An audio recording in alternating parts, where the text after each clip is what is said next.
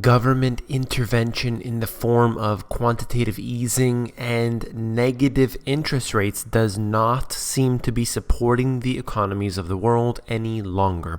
Today we will discuss how this particular stock market is rising exponentially while others are crashing.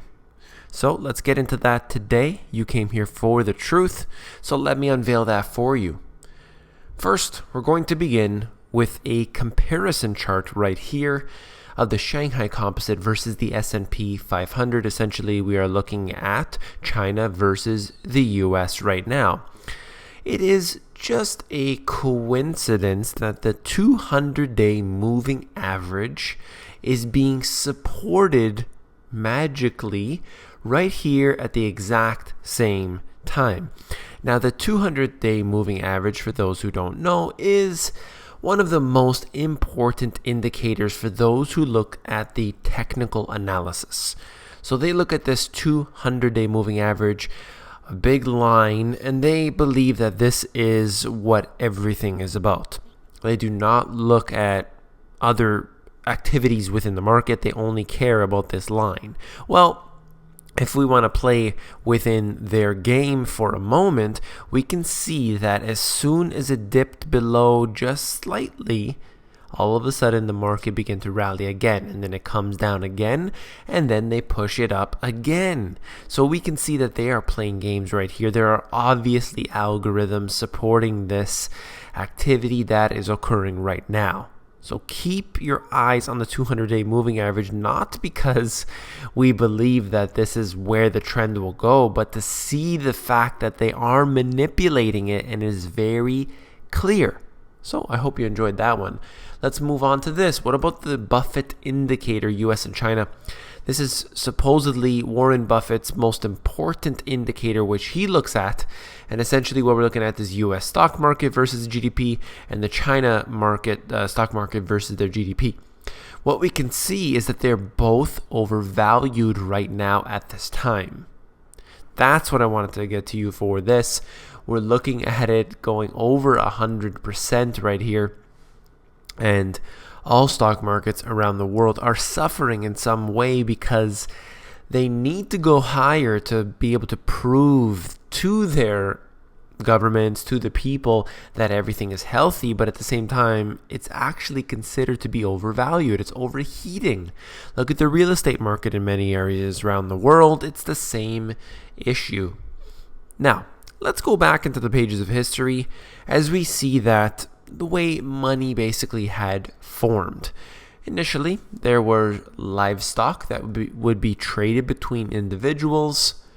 Then thousands of years pass and crops began to be traded as a form of currency. And then we wanted to make it easier, so they developed coins. They were much easier than having to trade using the barter system. There was an actual set value for items, and it became a lot easier to transact. But of course, it's still a bit cumbersome to be carrying around all of these coins.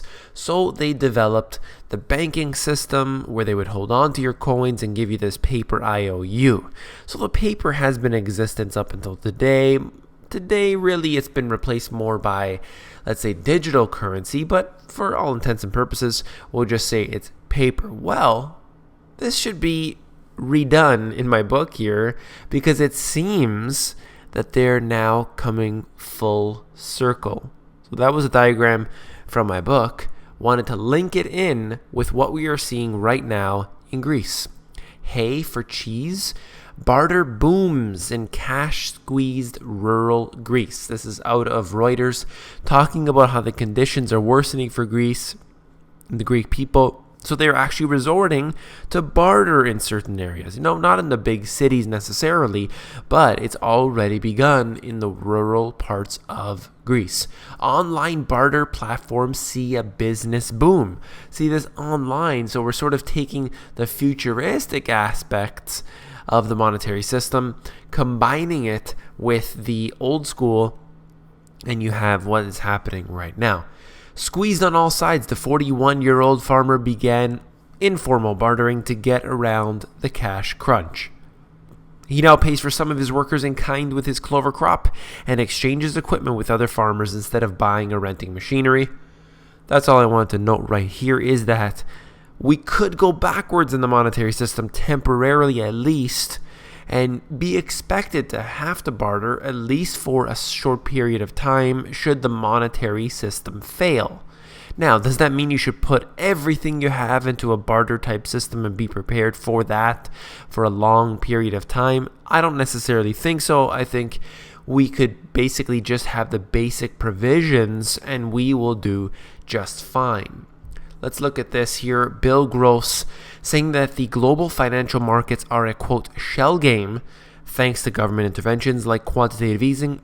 And once the manipulation stops, the bonds or the markets may drop. That's according to Bill Gross, a very important individual in the global financial sector. This shell game has been taking place for a long time. And this is something that I bring up all the time. He's just using the word shell game to describe it. Very accurate in a way. Well, the fact remains is that the manipulation isn't going to stop ever, which is the challenge. So to see how it's all going to collapse is really the issue here, because they're never going to give up on their manipulation. Alan Greenspan, another individual that is very important in the financial sector. While markets hone in on the Federal Reserve's monetary policy hints, Alan Greenspan sees a bigger economic irritant: government spending. So we're talking about the entitlement costs. This is putting a pressure on the U.S. economy. To me, the decision today shouldn't even be on monetary, or the discussion today shouldn't be on monetary policy. It should be on how do we constrain this extraordinary rise in entitlements. This is extremely dangerous, according to him. I completely agree with that, because we have a situation where they can't pay it back. As of today, they simply can't pay it back all the entitlements that they've promised. People have been paying into this for years, yet they're not going to get their money back. This is called a Ponzi scheme. There's no difference between what this was and what all of the other Ponzi schemes before it are. Just because it's controlled by the government doesn't mean that it isn't one. Right out of the SSA's own website, okay, the Social Security website, you can see that they admit that by 2016, the DI portion of this will be completely out of money. I mean, I can't believe they're actually admitting it on their own website. You can read this for yourself. The text is very small. I'm going to move on quickly. But if you want the actual proof, here it is right out of the Social Security's own website. I made reference to the stock market that was rising exponentially while the others were crashing. So let's look at this right now. And you can see an actual exponential rise, practically a straight line upward for this particular stock market. So where is this? Is it the US? Is it China? Is it Switzerland? Is it Japan? No, it's Venezuela. You can see their stock market has been rising so dramatically in the past, even the past year, where you could see how it's gone ridiculous. And does this mean that this is the greatest investment of the past year or two? And the fact is that if you look at the different technical analysis that they do, then maybe it is. Maybe we should all put our life savings into the stock market here in Venezuela to try and profit. But this is where the failure comes in, because if we look at the numbers, sure, nominally the stock market has done considerably well, but they have an inflation rate of at least 60%. I've seen reports of higher. And you will know that, yes, as their currency is being destroyed, that's just showing up in other assets. So you look at the paper markets here and you can see how specifically they have been rising. So other than very, very brief contractions that they've had, the stock market has pretty much gone up in a straight line. Now, this is comparative to what we have seen in the US, where the stock market, it was rising.